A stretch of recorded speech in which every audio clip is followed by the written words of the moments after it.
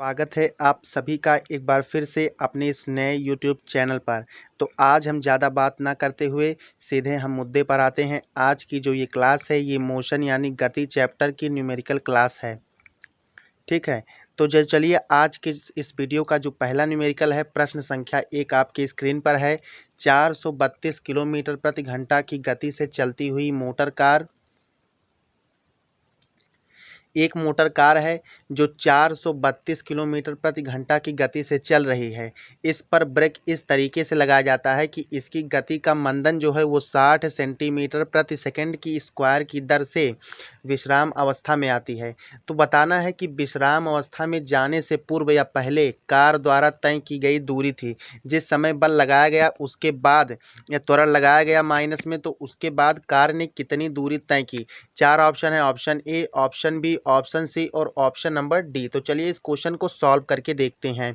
तो आप सभी लोगों से पहले एक ये है, ठीक है, टिप्स की, जो क्वेश्चन में पहले दिए जाएं आंकड़े उन्हें नोट कर लेना चाहिए। देखिए हमने नोट कर लिया है, v बराबर 0 है, u बराबर है 432 किलोमीटर प्रति घंटा। अब इस किलोमीटर प्रति घंटे को हमने देखिए इस तरीके से बदल लिया है मीटर प्रति सेकंड में, तो हमको मिला है 12 मीटर प्रति सेकंड u बराबर।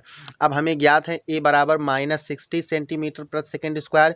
इसको भी हम चेंज करेंगे मीटर प्रति सेकंड स्क्वायर में, तो हम चेंज करने के बाद पाते हैं -0.6 मीटर प्रति सेकंड स्क्वायर। माइनस क्यों लिया? क्योंकि त्वरण गति को घटाने के लिए प्रयोग किया गया है। अब हमने आपको बताया था पढ़ाते समय कि आप फार्मूला याद करिए, फार्मूले पर डायरेक्ट क्वेश्चन पूछा जाता है। तो उसी प्रकार का ये प्रश्न है। गति के तृतीय समीकरण से गति का तृतीय नियम क्या है? v square equal to you square plus twice as है, ठीक है। जब इसका मान सबका हम रख करके सॉल्व करते हैं तो v का मान 0 रखते हैं, इसलिए क्या होता है s बराबर -u स्क्वायर अपान 2a, ठीक है। u स्क्वायर का मान हम 12 का रखते हैं, तो बराबर है 144 अपान 2 इंटू a का मान क्या है? -0.6 है, ठीक है। लेकिन यहाँ हम मान लेते समय प्लस में ही लिखेंगे, ठीक है। चलिए, तो इसलिए प्लस क्यों लिखेंगे? क्योंकि एक बार यहाँ देखिए माइनस उपयोग हुआ है, फिर यहाँ भी जब माइनस प्रयोग में आएगा तो माइनस माइनस कैंसिल हो जाता है। तो इसको और हम सॉल्व करते हैं, तो यहाँ देखिएगा 144, देखिए 144 बटे 1.2 होता है, ठीक है। देखिए यहाँ हम दशमलव लिखना भूल गए हैं, आप लोग दशमलव लगा लीजिएगा। फिर जब हम दशमलव के साइन को हटाते हैं तो 1 0 यहाँ बढ़ता है। इस तरीके से जब हम गति के तृतीय समीकरण को सॉल्व करते हैं तो s equal to -u square upon 2a मिलता है।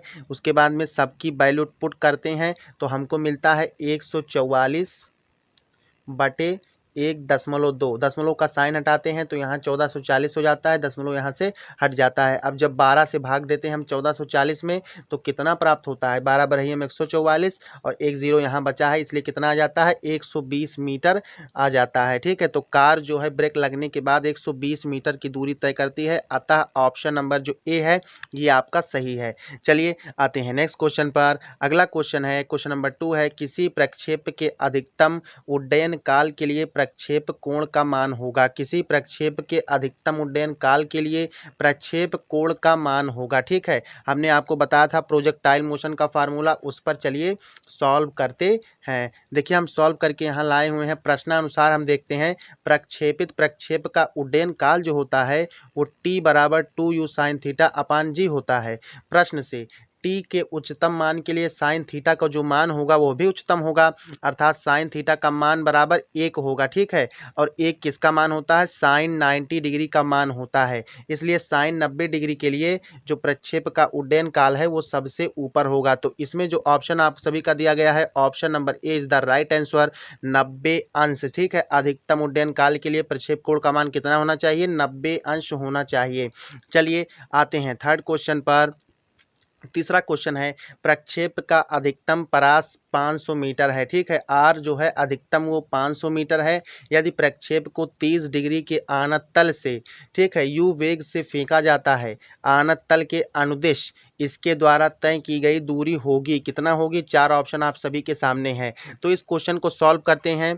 ये क्वेश्चन का सॉल्व पेपर आप देखिएगा। प्रश्न में दिया गया है आर बराबर 500 मीटर, थीटा बराबर 30 अंश, ठीक है। और हम जानते हैं जो वो अधिकतम होता है आनत तल के अनुदिश वो होता है R equal to you square upon g. ये मैंने फार्मूला बताया था कि आप फार्मूला याद रखिएगा, आपको क्वेश्चन इसी पर बनेगा। या देखिए यू स्क्वायर जी का मान जो है वो आर के बराबर यानी 500 मीटर दिया गया गया है, इसको हमने माना है समीकरण नंबर 1। अब प्रश्नानुसार चलते हैं। आनत तल के अनुदिश अधिकतम परास जो कि आर मैक्सिमम होगा वो U square upon G 1 plus sine beta के बराबर होगा। ये फार्मूला भी हमने आपको बताया था कि इसको याद कर लीजिएगा, इस पर क्वेश्चन पूछा जाता है। अब समीकरण 1 का मान जो है इसको समीकरण 2 मान लेते हैं।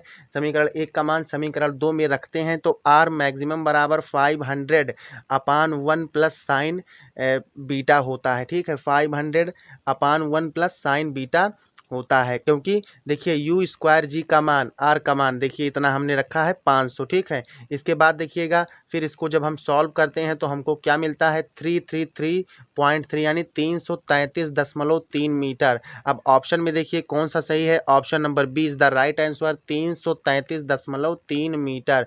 चलिए आते हैं नेक्स्ट क्वेश्चन पर। अगला क्वेश्चन है क्वेश्चन नंबर 4 है, प्रक्षेप का अधिकतम परास 400 मीटर है। देखिए उसी टाइप का क्वेश्चन है, प्रक्षेप का अधिकतम परास 400 मीटर है, इसके द्वारा प्राप्त अधिकतम ऊंचाई होगी। ठीक है, तो चलिए इस क्वेश्चन को भी सॉल्व कर लेते हैं। देखिएगा हम जानते हैं कि प्रक्षेप की जो ऊंचाई होती है, हमने फार्मूला आपको बताया था h equal to you square sine square theta upon 2g। ठीक है, इसको हमने माना है इक्वेशन नंबर फर्स्ट। देन हम जानते हैं कि प्रक्षेप का क्षैतिज परास जो होता है क्षैतिजता r बराबर u square sine 2 theta upon g, इसको समीकरण नंबर 2 मानते हैं। अब समीकरण 1 को समीकरण 2 से देखिए यहाँ हमने इस तरीके से भाग दे दिया है तो हमको प्राप्त हुआ tan थीटा अपान 4 प्राप्त हुआ। आप इतना समीकरण को हल करना सीखिए, इतना समीकरण आप खुद हल कर लीजिएगा। ठीक है, फिर देखिए आप जानते हैं कि आर मैक्सिमम किसके लिए होता है, थीटा बराबर 45 अंश के लिए होता है, नॉर्मली हम जानते हैं। ठीक है, तो देन देखिए आर मैक्सिमम जब थीटा बराबर 45 तो tan 45 का मान कितना होता है 1 होता है। इस वजह से h equal to R upon 4 या h बराबर आर की वैल्यू पुट करते हैं 400 तो 400/4 यानी कि 100 मीटर। ठीक है, तो चलिए इस क्वेश्चन में कौन सा ऑप्शन सही है, आप सभी का option number C is the right option. प्रक्षेप का अधिकतम परास यदि 400 मीटर है तो अधिकतम प्राप्त ऊंचाई जो होगी वो 100 मीटर होगी।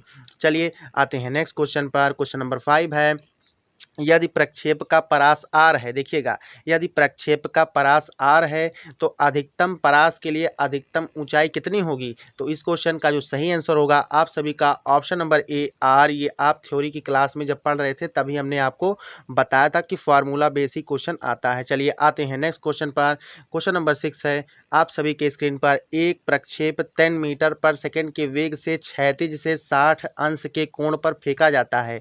ठीक है, कोई एक प्रक्षेप है, ये 36 डिग्री है, इससे 60 अंश का कोण बना करके फेंका जाता है। उच्चतम बिंदु पर इसके वेग का ऊर्ध्वाधर घटक क्या होगा। ठीक है, उच्चतम बिंदु पर इसके वेग का ऊर्ध्वाधर घटक जो होगा वो आपका 0 होगा। Option number D is the right answer. कैसे होगा देखिएगा ध्यान से। ठीक है, आंसर नंबर हल जो है 6वें का, गति के दौरान जब गति करता है वो जो प्रोजेक्टाइल है तो इसके क्षैतिज घटक में कोई परिवर्तन नहीं होता है, अतः उच्चतम बिंदु पर वेग का ऊर्ध्वाधर घटक जो होगा वो 0 होगा। आते हैं नेक्स्ट क्वेश्चन पर। क्वेश्चन नंबर 7 है, एक मोटर कार जिसका द्रव्यमान 50 किलोग्राम है, यानी यम बराबर दिया गया है 50 किलोग्राम। कितना दिया गया है 50 किलोग्राम, 15 मीटर प्रति सेकंड के वेग से चली जा रही है। यानी देखिए यू बराबर जो दिया गया है वो आपका 15 मीटर प्रति सेकंड दिया गया है। ब्रेक लगाने के 10 सेकंड पश्चात उसका वेग 5 मीटर प्रति सेकंड हो जाता है। अंतिम वेग 5 मीटर प्रति सेकंड और टाइम जो दिया गया है वो आपका t बराबर 10 सेकंड दिया गया है। तो पूछ रहा है ब्रेक द्वारा लगाया गया बल होगा। तो इस क्वेश्चन का जो सही आंसर होगा आप सभी का option number A is the right answer -50 Newton. चलिए इस क्वेश्चन को सॉल्व करते हैं। देखिएगा दिया है द्रव्यमान m बराबर 50 किलोग्राम, प्रारंभिक वेग ज्ञात है u बराबर 15 मीटर प्रति सेकेंड, अंतिम वेग ज्ञात है v बराबर 5 मीटर प्रति सेकेंड, t बराबर दिया है 10 सेकेंड और f हमको ज्ञात करना है। तो हम सभी ने पढ़ा है कि न्यूटन का जो गति विषयक दूसरा नियम है F बराबर ma, इसी से सॉल्व करते हैं। a की वैल्यू हम पुट करते हैं डेल्टा v अपान डेल्टा टी, और डेल्टा v हम जानते हैं कि वेग अंतराल होता है, यानी कि अंतिम वेग में से प्रारंभिक वेग को घटा देते हैं। सबकी वैल्यू पुट करने के बाद हमको ये प्राप्त होता है। जब हम इन सबको सॉल्व कर लेते हैं तो फाइनल में क्या मिलता है -50 न्यूटन, अर्थात option number A is the correct answer. देखिए सब कुछ यहीं पर हमारे ऊपर ही आप सभी लोग डिपेंड मत रहिए, ठीक है, क्योंकि आपको भी कुछ हल करना चाहिए, ठीक है। जब तक खुद से नहीं पढ़ेंगे तब तक समझ लीजिए कुछ नहीं हो सकता, ठीक है। देखिए आ गए हैं क्वेश्चन नंबर 8 पर। एक मोटरसाइकिल का त्वरण 8 मीटर प्रति सेकंड स्क्वायर है।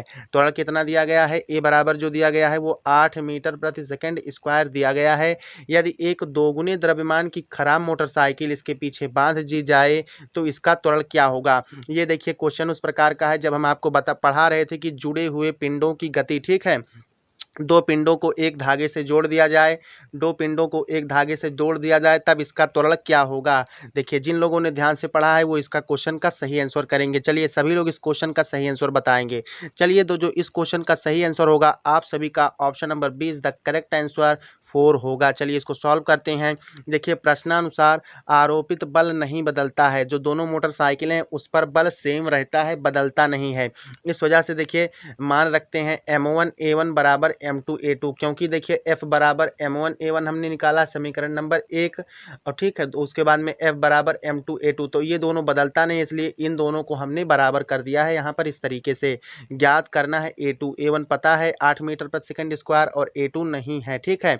अब हम जानते हैं कि जो M1/M2 है ये 1/2 है। माना जब द्रव्यमान नहीं दिया है पहली वस्तु का, पहली मोटरसाइकिल का, तो हम उसको 1 किलोग्राम मान सकते हैं, ठीक है। और मान लीजिए, ठीक है। नहीं तो कुछ लोग कहेंगे कि मोटरसाइकिल 1 किलोग्राम की कहाँ होती है, ठीक है। वैसे मान लेते हैं हम। और M2 क्या है, M2 दिया गया है कि उसकी दोगुनी, अर्थात 1 का दुगुना क्या होगा, 2 होगा, तो 1/2। अब इसको हम फार्मूले द्वारा सॉल्व करते हैं। A2 = 1/2 × 8, क्योंकि M1/M2 की जो वैल्यू दी गई है, देखिए M1 × A होता है फॉर्मूला, अपान M2 होता है, ठीक है। तो हम इसको जब सॉल्व करते हैं तो हमको प्राप्त होता है 4 मीटर प्रति सेकंड स्क्वायर का त्वरण, अर्थात ऑप्शन नंबर आप सभी का बी करेक्ट होगा, ठीक है। तो आज के इस वीडियो में इतने ही प्रश्न हैं। अगले वीडियो में इसी चैप्टर का प्रश्न आपके इसी चैनल पर कराया जाएगा। तो जिन लोगों ने अभी तक चैनल को सब्सक्राइब नहीं किया हुआ है वो इस चैनल को सब्सक्राइब कर लीजिए और बेल आइकन को ऑल पर ज़रूर प्रेस कर दीजिए। कल सुबह 10 बजे केमिस्ट्री का ऑनलाइन जो है लाइव क्लास होगा, ठीक है। जय हिंद।